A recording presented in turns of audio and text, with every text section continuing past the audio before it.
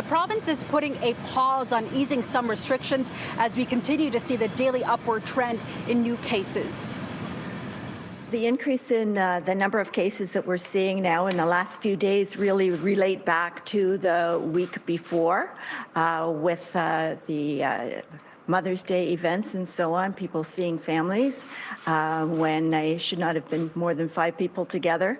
The increase in these numbers could mean a pause in loosening COVID-19 restrictions. The province was in discussion to allow groups of more than 5 people to gather in the near future, but with the spike in cases and larger group gatherings, that conversation is on hold, urging people to respect physical distancing rules. There is a concern about people creating groups that are too large. So it is something that will be coming forward, but it has been pushed back. We'll have to wait to see the numbers come down first before we implement it.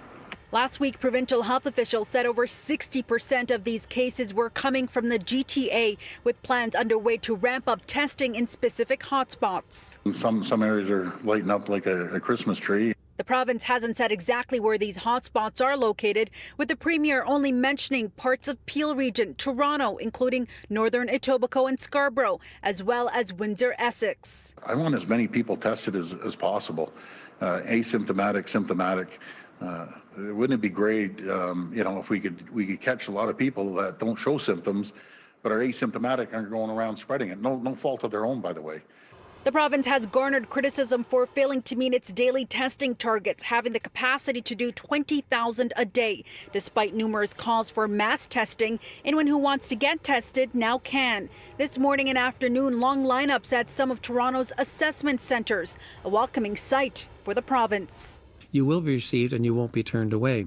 Over the weekend, the Premier says they've enhanced testing at hospitals and long-term care homes among staff and patients. A new strategy plan is expected to be released this week to test asymptomatic people in high-risk groups, truckers, taxi drivers, teachers, daycare staff, food processing plants, and first responders, to name a few, and pushing other regions to carry out random testing. It will take time to fully ramp up. We're ramping up as we talk right now in the testing strategy, but I'm confident that we'll get there very soon.